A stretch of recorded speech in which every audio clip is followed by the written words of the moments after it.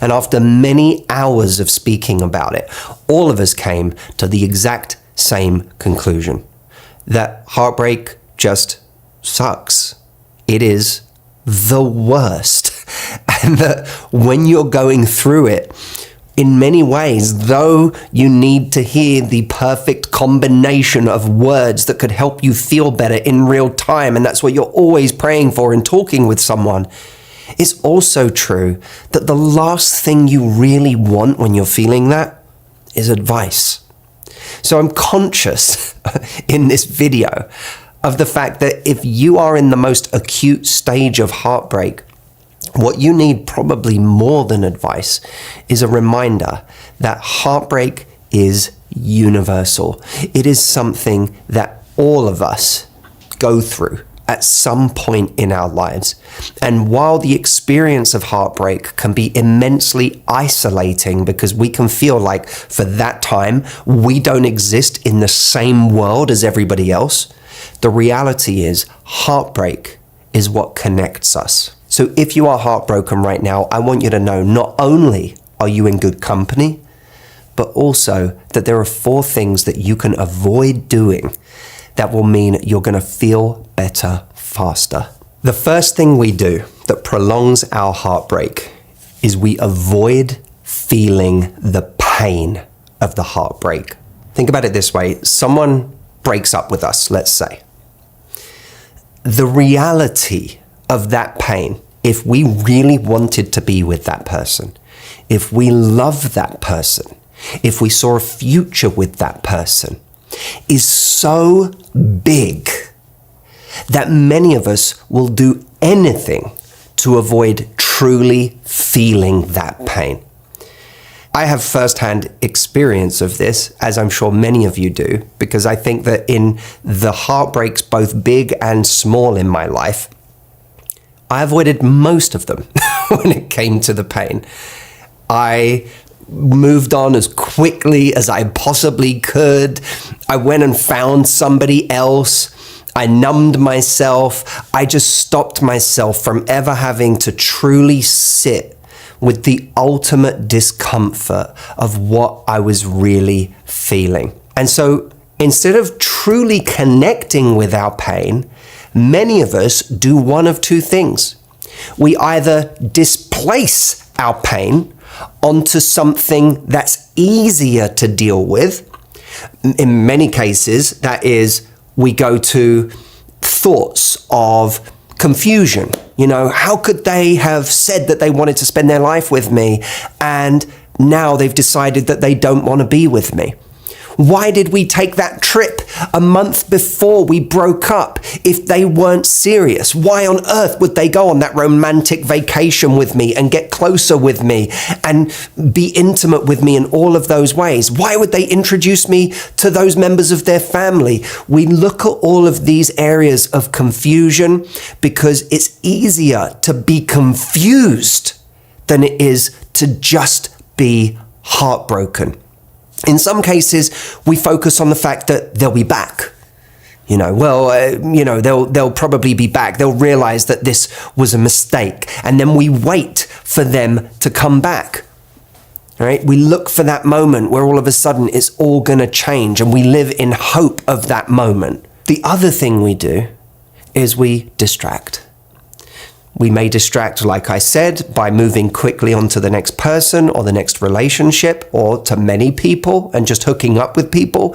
We may distract through drugs or alcohol. We may distract through workaholism and just losing ourselves day and night in staying busy. But what we don't do when we displace onto easier ways of thinking or distract is really connect to the deepest pain that we are feeling right now. And the deepest pain is something that won't just go away.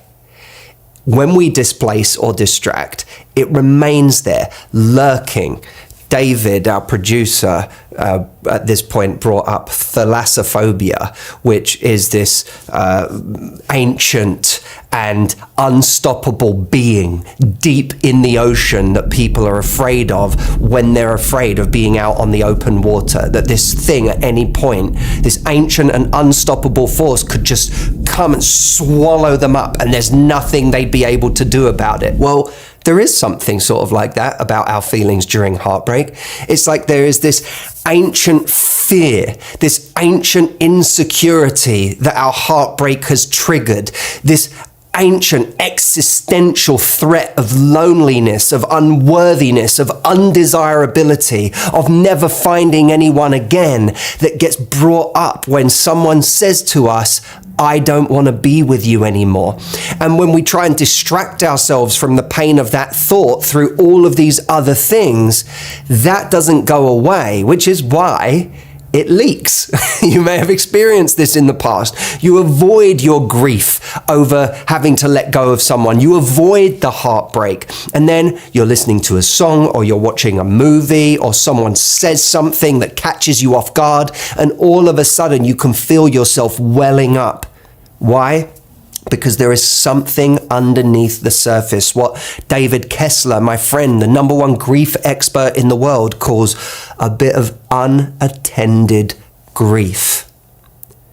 Now, the truth is, the more we push these things away, the bigger they get. And if we can just learn to sit with them, to take that time, there's nothing wrong with working as a way of distracting ourselves sometimes.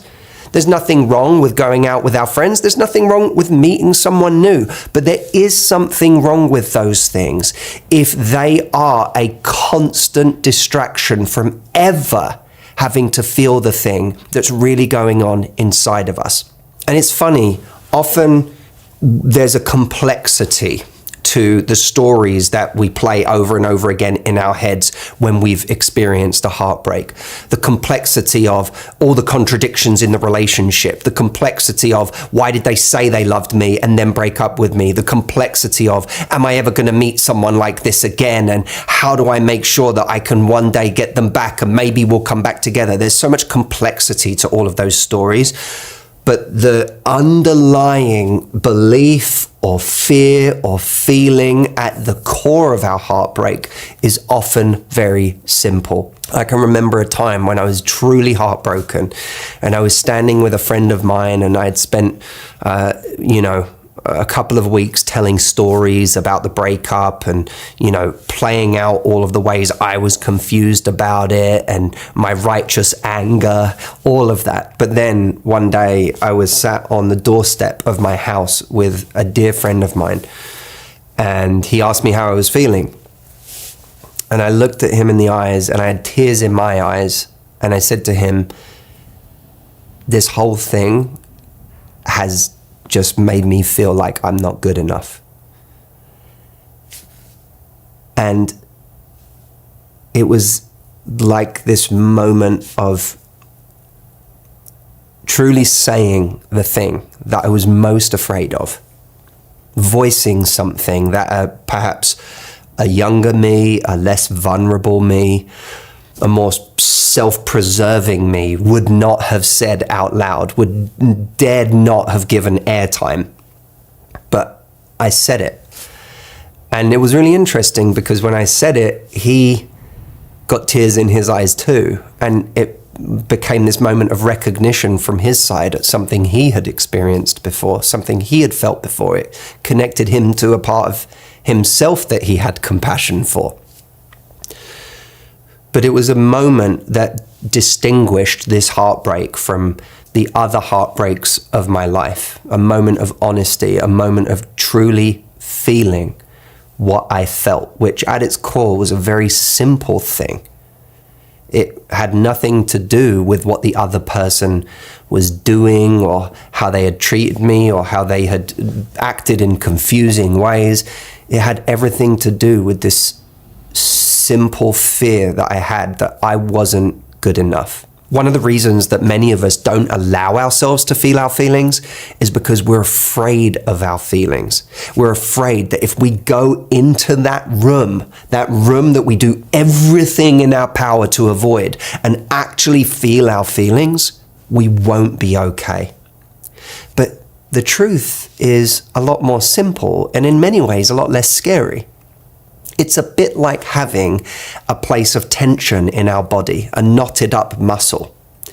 If you go see a physio and they give you one of those foam rollers and ask you to roll over it with the muscle in question, you'll roll over a certain part of your body that when you do it, it makes you jump out of your skin.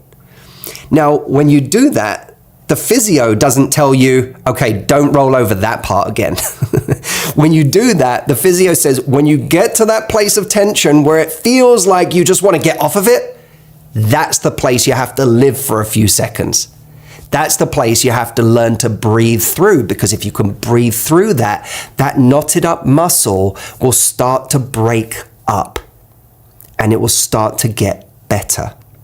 The route to feeling better is to give ourselves enough space to feel those feelings. It doesn't have to be 24 hours a day, but we have to give ourselves moments where we allow ourselves to feel these things. David Kessler, who I mentioned earlier, he was on my retreat and he said to the audience something that really relates to this. I want you to check this out. People always say, David, you don't understand.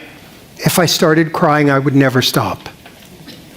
And I tell them, I have sat with thousands of people, and they have all stopped crying.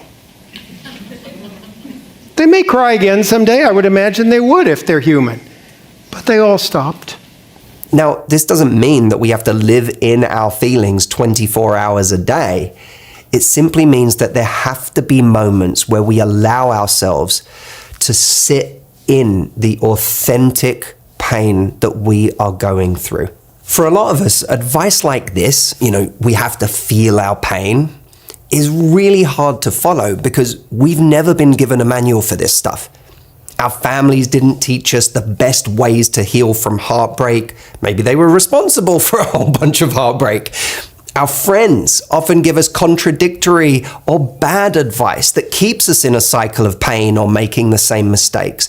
Very rarely do we come across anyone who can truly sit with us and lay out a roadmap for how to process our heartbreak, how to heal, how to get closure, how to come out stronger. What I've been doing for the last 17 years of my life is studying the right ways to process our heartbreak, the right ways to heal, the right ways to get closure, so that I can help other people do exactly that. So what I wanted to do for you today, in addition to the 3 more points that I'm going to give you in this video, is actually get you to spend some time with me. It doesn't matter where you are in the world, but I want us to spend some time together this month if you're going through heartbreak. So I want you to put this in your diary right now. On February the 25th, I am going to hold a live event. We're all going to come together. It's called Heal from Heartbreak, how to heal, get closure, and finally find your way through your heartbreak. And it is relevant to you whether you are going through fresh heartbreak and it's just, you're at the absolute worst moment of it. It's also for you if you've had a heartbreak from years ago or months ago that has become chronic and you're still not over it. And you're wondering, is this ever going to end? If you're in any stage of heartbreak right now, this event is going to help because I'm going to give you a roadmap. So put this in your diary now. The way to sign up is easy. It's free. Go to lovelifetraining.com. I will leave a link below. And on February the 25th, I'm hoping this video is going to help you get by till then. But then on February 25th, you and me are actually going to spend some real time together in this virtual live event. So like I said, sign up, put it in your diary, and I will see you there. You may also be wondering, what's the difference between processing my feelings in a productive way and simply ruminating in my thoughts in an unproductive way that keeps me stuck in those feelings? Well, that's exactly what I'm going to talk about in point number 3. Before we get there, let's talk about point number 2. The second thing that we need to stop doing if we want to get through our heartbreak is keeping around reminders of the person we are trying to heal from. So, number 2, we have to remove the things that remind us of that person. Look, when we are still in a relationship with someone, the objects around our home are these kind of living, breathing portals to moments in the relationship, the love that we share with somebody else, the memories that we've created. Once that person has decided that they no longer want to be with us, or we have gotten to the point of realizing that we can no longer be with them, these objects suddenly become part of a museum to the relationship, a relationship that doesn't exist any longer. But not like a fun museum, like the Natural History Museum, where you're just sort of walking through and taking in all of this amazing stuff. Like, what? Oh, whoa, that's Leopleurodon. That's cool, huh? Not like that kind of museum. A depressing museum. That sucks. And the problem with this museum is that every artifact in it triggers our pain towards this person. As Dr. Nas put it in his extended caption, it triggers our craving for the person and a subsequent withdrawal because that craving for them cannot be fulfilled. So we have to be ruthless about removing these things. I even wrote about it in my new book, Love Life, in a chapter on heartbreak. The paragraph we're going to read right now. Let's head over to the Bookie Nook. Book Nook? Welcome to the Book Nook. Trash anything that makes us think of our ex, wherever they pop up. On our desk, that framed sunset over Tahiti. In our bedroom, the book light they never turned off. The top shelf of our fridge, the moldy rhubarb jam. Our phone, why track the weather in Tahiti anymore? Change their name in your phone so that you don't experience that Pavlovian pang every time your phone lights up with it. Incidentally, I once had a client change their ex's name in their phone to Done, so that when their ex texted them, they no longer got that hope and that sense of possibility. Instead, they felt a sense of finality and empowerment. Clean the medicine cabinet and under the passenger seat of your car. Edit the everything drawer in the kitchen, the top shelf in the whole closet, the bin of broken electronics. If there's anything left to remind us of our ex, we are sleeping on the job.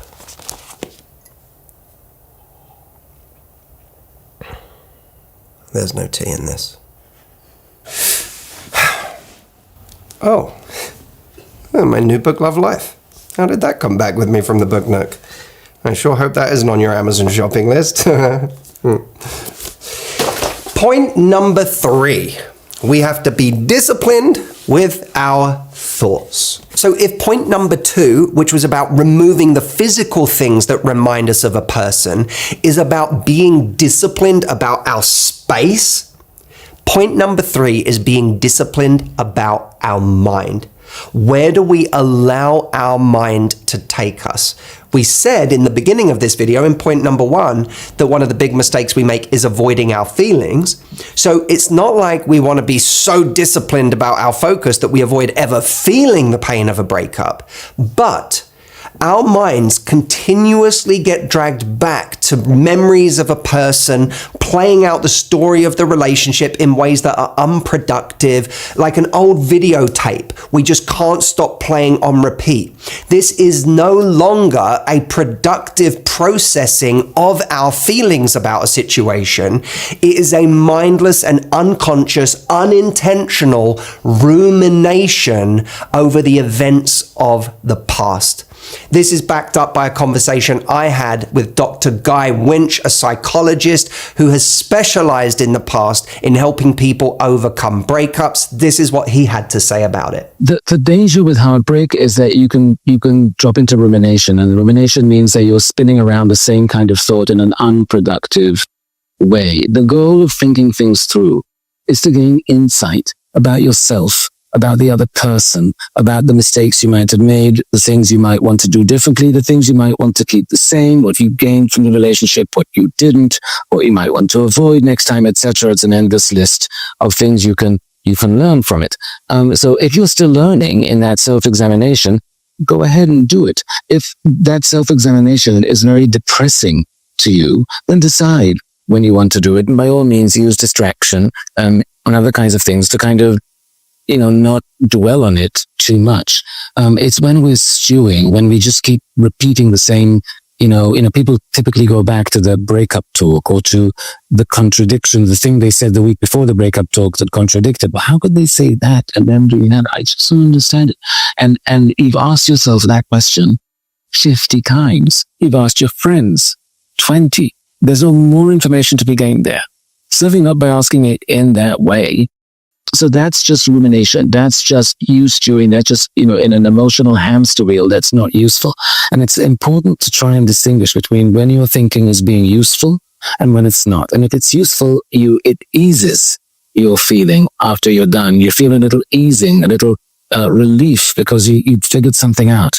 If it's not useful, you just feel crappier afterwards because you just took your spoon, stirred all the muck, took a nice big whiff of it, and then that's what you're left with. So make the distinction between the thought process that's productive, that teaches you something, that gains something, and one that's not. And you know the one that's not because you've been having that same line of thinking literally dozens of times. So there is a difference between processing and rumination. Now, if rumination is just telling ourselves a story over and over and over again in ways that are no longer giving us any insight, we have to start seeing that as our mind being a dog that's on a leash pulling us wherever it wants to go. And we have to be the owner that is willing to discipline that dog.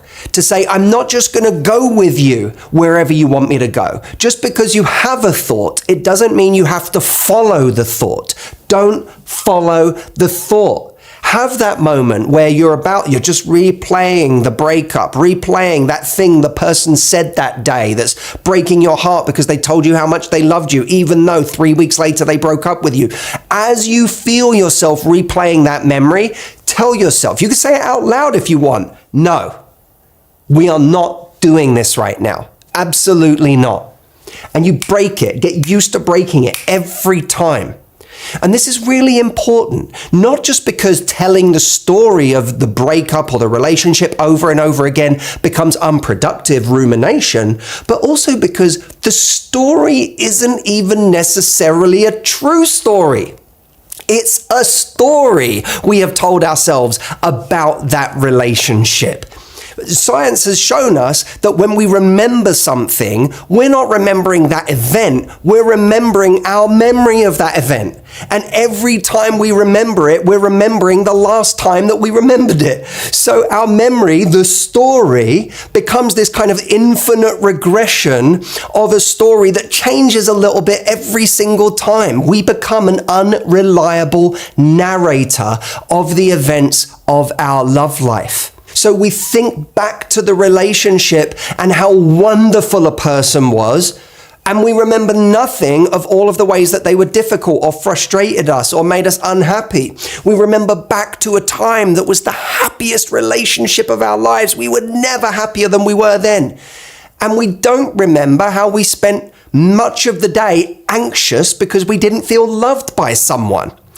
We don't remember correctly. For many of you out there, I can prove that you're telling yourself untrue stories. If you are having a thought in your mind right now that you and this person are supposed to be together, if that's a story you're telling yourself, you're already an unreliable narrator. Because if you're supposed to be together, you'd be together. If the relationship was going to work, it would be working. This is how far our thoughts and the stories we tell ourselves become detached from the reality of the situation, the reality of how good or bad the relationship was, the reality of how suited a certain partner from our past actually is for us today or for our future. Be disciplined with your mind and your thoughts.